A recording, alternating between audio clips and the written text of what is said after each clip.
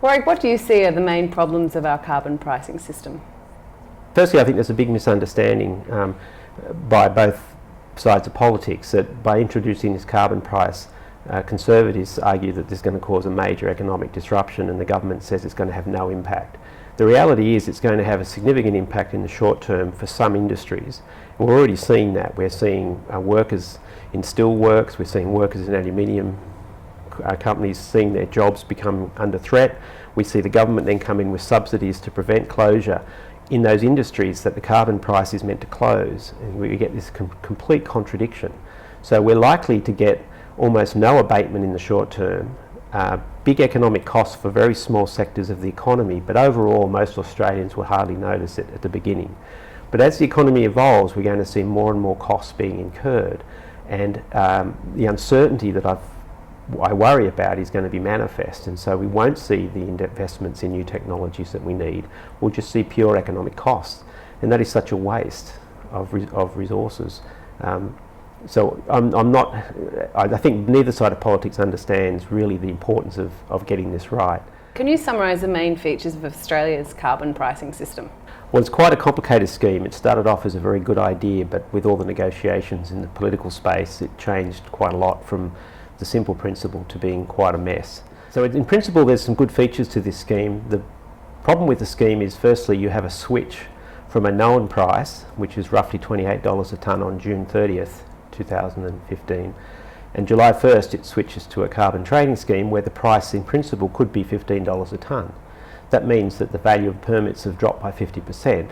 Now this is very disruptive because firms that are making long-term investment decisions can't really get a good handle on what the carbon price might be over the horizon of their investments. Secondly, a lot of decisions that are made at $28 a tonne are no longer viable at $15 a tonne. That creates a certain amount of uncertainty.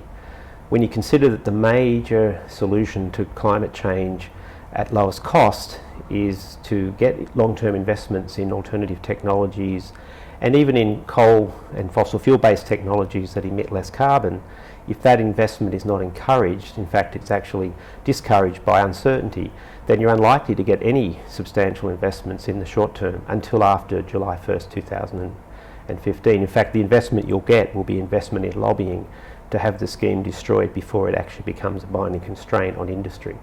And that's the other big problem we have, is that it's not a bipartisan policy at all. So we have a scheme which is very, very tight, very expensive, very costly for industry, which industry is lobbying very hard, fossil fuel industry is lobbying very hard to change, yet this could quite easily just break when there's an election. In fact, the alternative Prime Minister has promised to bring it down. The other set of problems relate to what happens to other parts of the economy. So firstly, when you put a carbon price in, it raises cost of electricity, it raises the cost of everything. That, in an economy that's fossil fuel intensive like Australia, is like taxing our comparative advantage. And what this means is that we will pay economically, by my estimates, about 0.75% of GDP in the first year. The benefits are that there'll be slightly fewer emissions in the world coming from Australia, but we're not part of a global system, so there's not really any demonstrable net benefit to the globe from this sort of policy. Until we get an international agreement, we are definitely moving ahead of the pack.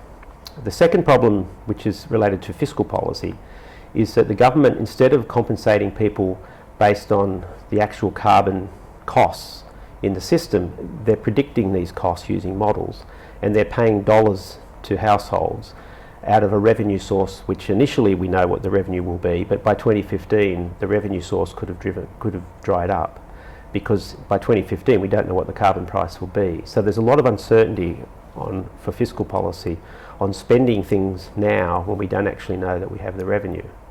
The third problem is based on some research that I've published through the Lowy Institute, and that is looking at the way different carbon pricing mechanisms propagate shocks throughout the world economy. Now, to give you one example, the idea of this scheme is quite clear in the Garnaut Review, that we start and then we join a global trading system where we buy and sell carbon not just in the Australian economy but across countries. For example, but we will buy carbon from China, China will buy carbon permits from us. Now in that world, we've shown in our modelling that if China has a massive economic boom, today when that happens, Australia benefits substantially because we sell more to China, our incomes go up. In a world of carbon trading, if China has a boom, they need to have more and more carbon permits to sustain their boom. If they buy more and more carbon permits in the world economy, it drives up the price of carbon.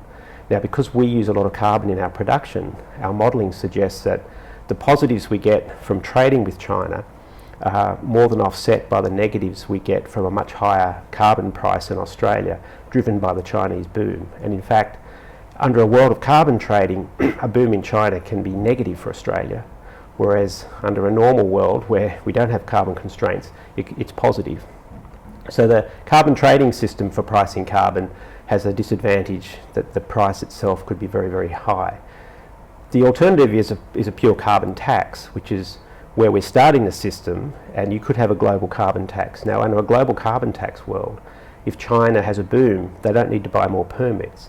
So their boom doesn't affect our carbon price, and therefore we get the normal transmission of positive income effects. So these transmissions of shocks is very, very important in the design of the policy, but completely ignored in the design in the Australian context. And that's the danger, is that for different types of shocks like financial crises, a carbon tax is a bad idea because the carbon price can't move down when the world economy slows. And when there's a boom in China, a carbon tax is a good idea, permit trading is a bad idea. So it really does depend on the context. So we've created a system which could really self-destruct, not because of domestic politics, but just because the economic costs become so great that they're deemed to be greater than the benefits, and then the economics dominates the political debate.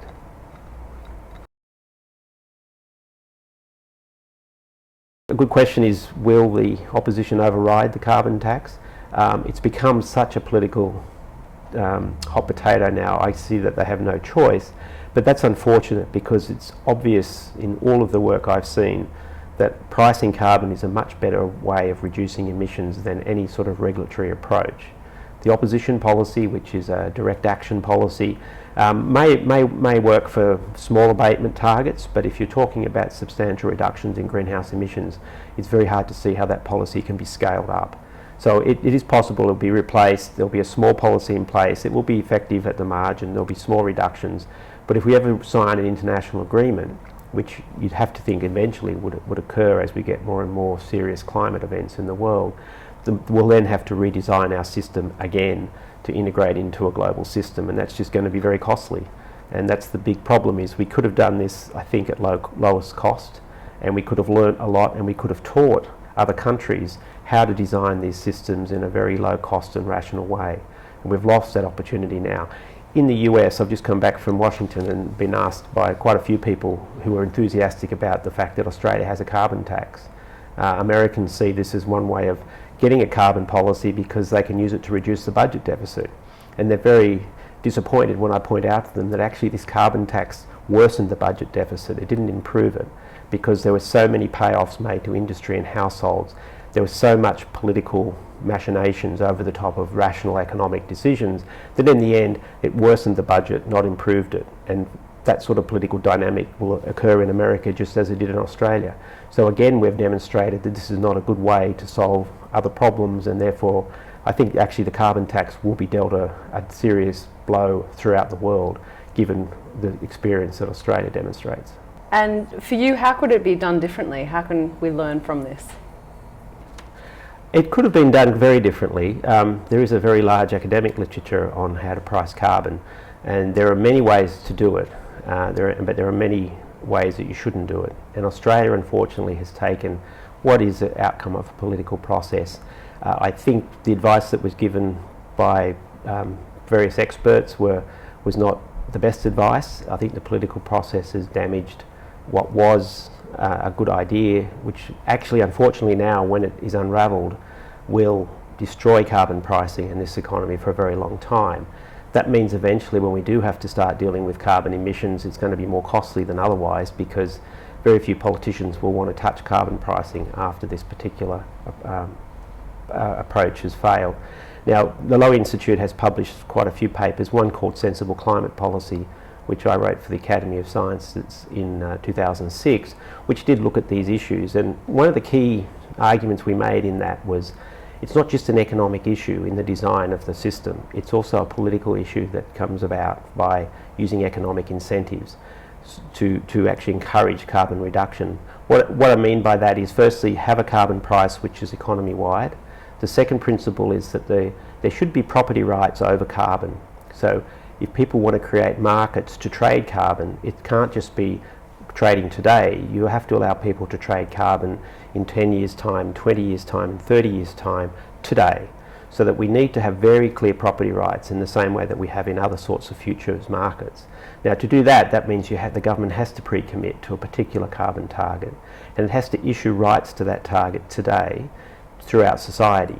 Now, if you do that, and if everybody has carbon rights with different dates in the future in their retirement accounts and in their portfolios of investments, no opposition will go to an election advocating destroying those property rights. Because if they did that, they would destroy the wealth of many Australians. And it's similar to real estate contracts. No party ever runs for office arguing they're going to abolish all real estate contracts and start again. So what should have been done is these economic incentives, these economic assets should have been created to tie the hands of future governments, to tie the hands of the corporations that at the moment are against carbon trading. If you gave them free permits, then they would actually have an incentive to support carbon trading. So this linking of the economic design into the real political situation should have been taken advantage of. The problem with the current system is the government doesn't see this particular issue very clearly. What they see is revenue. And so they've designed a system where they get their hands on the revenue, they then reallocate the revenue in a way that will maximise their political advantage. And that's great for political purposes, but it destroys the long-term economic signals, which is absolutely key to carbon abatement. And so I think we've lost a really big opportunity by a lack of understanding and a complete short-sightedness by both the government and whoever came up with this particular scheme and advocated it within government.